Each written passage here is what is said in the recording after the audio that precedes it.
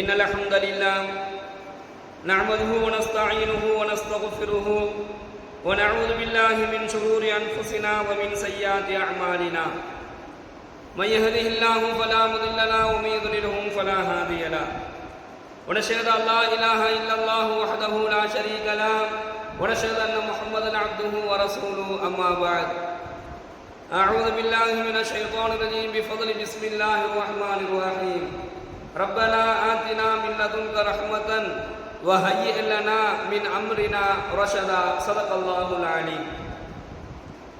கண்ணியத்திற்குரிய அல்லாஹ்வின் நல்லடியார்களே, சகோதரர்களே, ரப்பனா ஆத்தினா மின் லதுன்க ரஹ்மத்தன், எங்கள் இறைவா உன்னுடைய ரஹ்மத்தை எங்களுக்கு வழங்குவாயாக.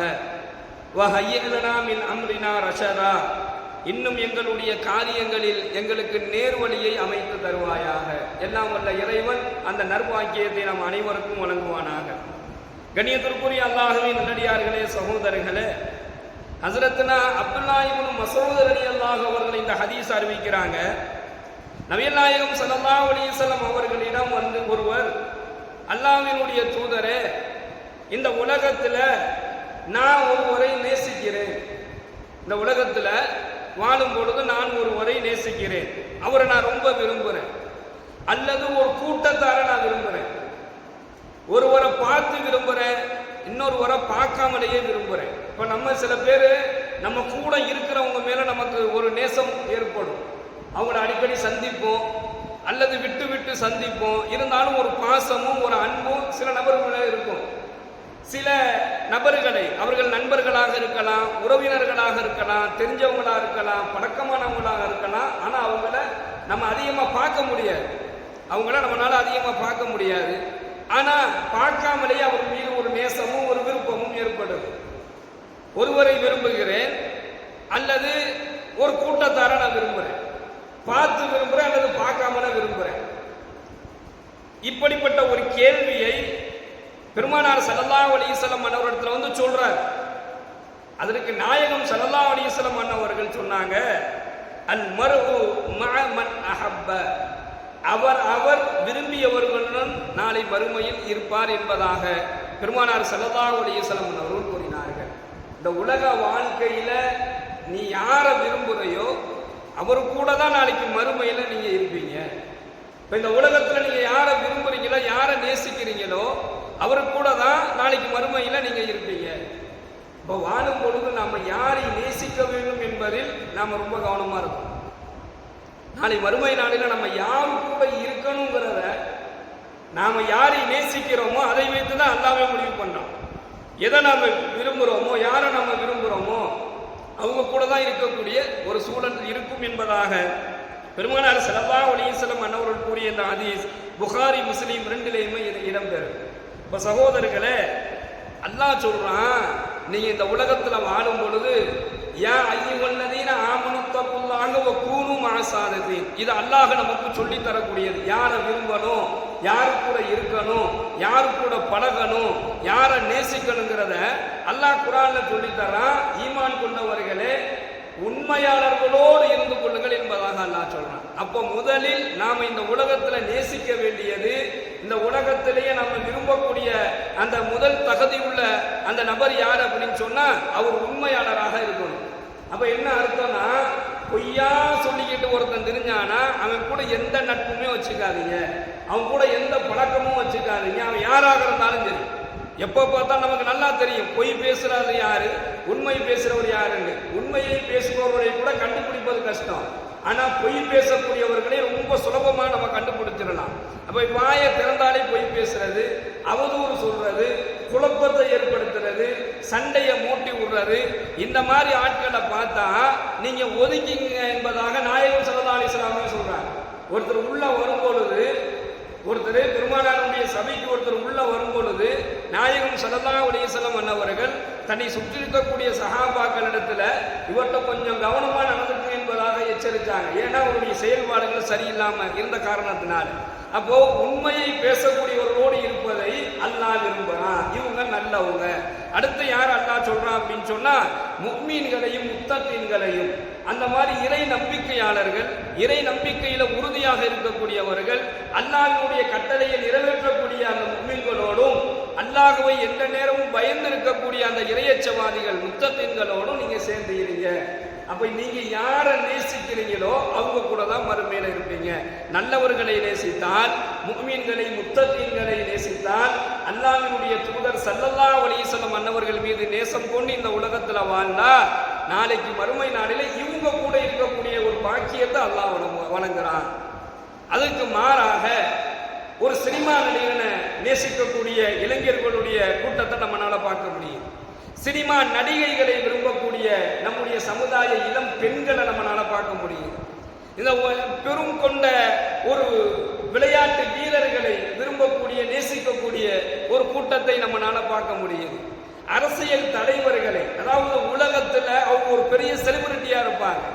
உலக வாழ்க்கையில பதவியிலையும் அரசியல்லையும் சினிமா துறைகள்லையும் அவர்களுடைய சில பேர் என்ன செய்வாங்கன்னா பாடகர்களை விரும்புவாங்க. சில பேர் சினிமா துறையில பாடக்கூடிய அந்த பாடகர்களை சில பேர் விரும்புறாங்க. சமீபத்தில் கூட ஒரு பாடகர் சொன்னார், அவர் இஸ்லாத்தை ஏற்றுக்கொண்டார். அந்த பாடகர் சொன்னார், நீங்க எல்லாம் என் பாட்டை விரும்புறீங்க, நீங்க எல்லாம் என்னுடைய இசையை விரும்புறீங்க, ஆனா எனக்கு மனதிற்கு நிம்மதி தருவது குர்ஆன் தான் என்பதாக சொன்னார். அந்த இசையமைப்பாளர் இஸ்லாத்தை ஏற்றுக்கொண்டதுக்கு பின்னாடி அவர் சொன்ன ஒரு பதில், அவர் சொல்றார், நீங்க எல்லாம் என்னுடைய இசையை விரும்புறீங்க, என்னுடைய பாட்டை நேசிக்கிறீங்க, ஆனா எனக்கு நிம்மதியை தருவது குர்ஆன் தான் என்பதாக அவர் சொன்னார். எனக்கு எப்பெல்லாம் மனதிற்கு சிரமம் ஏற்படுதோ அப்பெல்லாம் நான் குர்ஆனை ஓதுவேன், என்னுடைய உள்ளங்கள் லேசாயிடும், என்னுடைய இசையை கொண்டெல்லாம் எனக்கு திருப்தி இல்லை, நிம்மதி இல்லைங்கிறார். அப்போ ஒரு இசையை அமைத்தவர், ஒரு பாடலை பாடியவர், அவர் உருவாக்குனதே அவர் சொல்லிட்டார், எனக்கு இதுல நிம்மதி இல்லை, இதுல எனக்கு ஒரு பெரிய ஒரு நல்ல விஷயமா எனக்கு ஒரு பெரிய ஒரு இது இல்லை. ஆனா என்னுடைய நிம்மதி, என்னுடைய மனதிற்கு லேசாக ஆக்கி தரக்கூடிய, மனதிற்கு நிம்மதியை தரக்கூடியது குர்ஆன் தான் என்பதாக சொல்றார். அப்ப இந்த உலகத்துல வாழும் பொழுது உலக வாழ்க்கையில நம்ம யாரை விரும்புறோமோ அவர்களுடன் மறுமையில் இருப்போம். ஒன்று. ரெண்டாவது, யாரை விரும்பினாலும் அது அல்லாஹ்விற்காக வேண்டி விரும்பணும். யாரை விரும்பினாலும் அல்லாஹ்வுக்காண்டி விரும்பணும். அப்ப பெற்ற தாயை விரும்புவது அல்லாஹ் விரும்புறான். அல்லாஹ் சொல்றான், உங்களுடைய தாயை நேசியுங்கள், உங்களுடைய பெற்றோர்களை நேசியுங்கள். ஸல்லல்லாஹு அலைஹி வஸல்லம் சொன்னாங்க, உங்களுடைய தாயை நேசி, உன்னுடைய தந்தையை நேசிக்கணும், அல்லாஹ்விற்காக வேண்டி நேசிக்கணும். யா அல்லாஹ், பெற்றோர்களை நேசிக்க வேண்டும் நீ சொன்ன, அதுக்காக வேண்டி என்னுடைய பெற்றோரை நான் நேசிக்கிறேன். இரத்த உறவுகளை நேசிப்பது, உடன் பிறந்த சகோதர சகோதரிகளை, சொந்த உறவுகளை, இரத்த உறவுகளை நேசிப்பது அல்லாஹ் விரும்புகிறான். அப்ப அல்லாஹ்விற்காக வேண்டி ஒருவரை நேசம் கொள்வதும், நல்லவர்களை நேசிப்பதும், ரப்பனா ஆத்தினா மின் லதுன்க ரஹ்மத்தன், இந்த துஆவுல அல்லாஹ் கேட்க சொல்றான்ல, எங்கள் இறைவா உன்னுடைய ரஹ்மத்தை எனக்கு வழங்குவாயாக.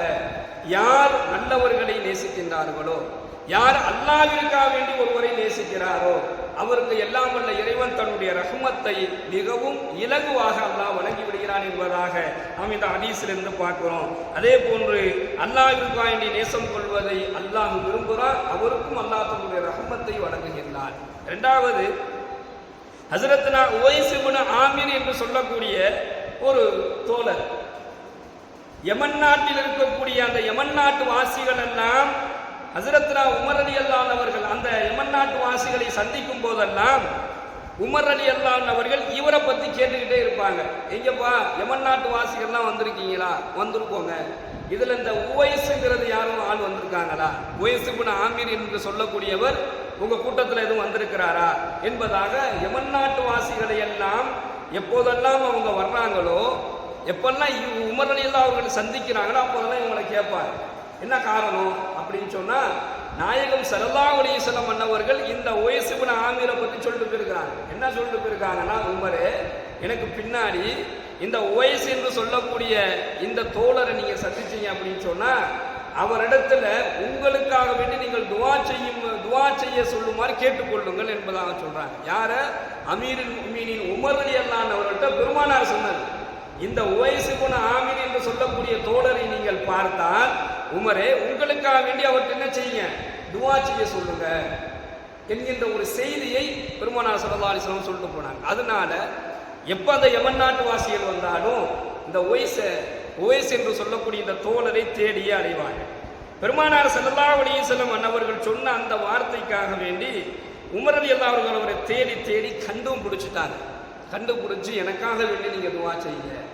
அவர்கிட்ட உவைஸ் இப்னு ஆமிர்கிட்ட போய் அமீரில் முஃமினீன், எந்த நாவில உமர் பேசலாம் அல்லாஹ் பேசுறான் என்பதாக ஸல்லல்லாஹு அலைஹி வஸல்லம் சொன்னாங்களோ அந்த உமர், எந்த உமர் ஒரு தெருவுல வந்தா ஷைத்தான் இன்னொரு தெருவுக்கு ஓடுவானோ அப்படிப்பட்ட ஒரு உமர், அவங்க போய் உவைஸ் இப்னு ஆமிர் என்று சொல்லக்கூடிய ஒரு தோழருடைய கையை பிடிச்சு எனக்காக வேண்டி துவா செய்யுங்க என்பதாக சொன்னார். காரணம் என்ன? பெருமானார் அப்படி கேட்க சொல்லியிருக்கிறாங்க, அதனால போய் கேட்கிறாங்க. என்ன காரணம்? அவருக்கு இவ்வளவு பெரிய அந்தஸ்துக்கு என்ன காரணம் அப்படின்னு சொல்லி பார்த்தா, தான் வாழும் காலம் முழுவதும் தன்னுடைய தாயிடத்தில் அவர் ரொம்ப சிறந்த முறையில் நடந்து கொண்ட அந்த ஒரு காரணத்திற்காக வேண்டி அல்லாஹ் அவருடைய அந்தஸ்தையும் உயர்த்தியிருக்கின்றார். தன்னுடைய தாயிடத்தில் ரொம்ப நல்ல முறையில் அவர் நடந்து கொண்டார். தன்னுடைய தாயை அன்போடும் பணிவோடும் ரொம்ப இரக்கத்தோடும் கருணையோடும் அவர் பார்த்துக்கிட்டார். அவங்களுக்கு எந்த விதமான நெருக்கடியும் அவர் கொடுக்கவே இல்லை. அவருடைய மனதை அவர் நோகடிக்கல. இந்த காரணத்திற்காக வேண்டி அவர் துவா செய்தால் அல்லாஹ் உடனே அங்கீகரித்துக் கொள்வான். அவர் எதை கேட்டாலும் உடனே அல்லாஹ் வழங்குவான். எனவே அவர்கிட்ட போய் நீங்க துவா கேட்டுக்கொள்ளுங்கள் என்பதாக அமீருல் முஃமினீன் உமர் ரலியல்லாஹு அன்ஹு அவர்களுக்கு அல்லாஹ்வின் தூதர் ஸல்லல்லாஹு அலைஹி வஸல்லம் அவர்கள் சொல்லி கொடுத்திருக்காங்க. அப்படின்னு சொன்னா, கண்ணியமிக்க சகோதரர்களே, ஒரு தாயினுடைய தாயை கவனிப்பதன் மூலமாக, தாய்க்கு மரியாதை செலுத்துவதன் மூலமாக, தாய்க்கு கண்ணியம் வழங்குவதன் மூலமாக அல்லாஹ் கொடுக்கக்கூடிய ஒரு அந்தஸ்து என்ன தெரியுமா? அவர் எதை கேட்டாலும் அல்லாஹ் கொடுக்குறான். அப்போ இந்த துவாவுல அல்லாஹ் சொல்லித்தரான், வஹய்யிலனா மின் அம்ரினா ரஷதா, இறைவா நாங்கள் செய்யக்கூடிய எங்களுடைய அந்த பாதைகள்ல என்னென்ன தேவைகள் இருக்கிறோ அந்த தேவைகளை எல்லாம் நேரான வழியை நீ அமைத்து தருவாயாக. இன்னைக்கு நாம எவ்வளவு ஒரு திட்டமிடல்ல வாழ்றோம். அதை செய்யணும், இதை செய்யணும், நம்ம அங்க பண்ணணும், இதை பண்ணணும் என்பதாக எவ்வளவு திட்டமிடல் இருக்குது. நாம் நினைக்கக்கூடிய அந்த திட்டமிடல் சரியாக நிறைவேறி அதுல அல்லாஹ் லேசாக ஆக்கி தந்து அதுல சரியான பாதை அல்லாஹ் அமைத்து தரணும்னா பெற்றோர்களை கண்ணியமாக கவனிச்சுக்குங்க. எத்தனையோ உள்ளத்துல ஹலாலான தேவைகள் இருக்கும், அது நிறைவேறாமையே தள்ளி போய்கிட்டே இருக்கும்.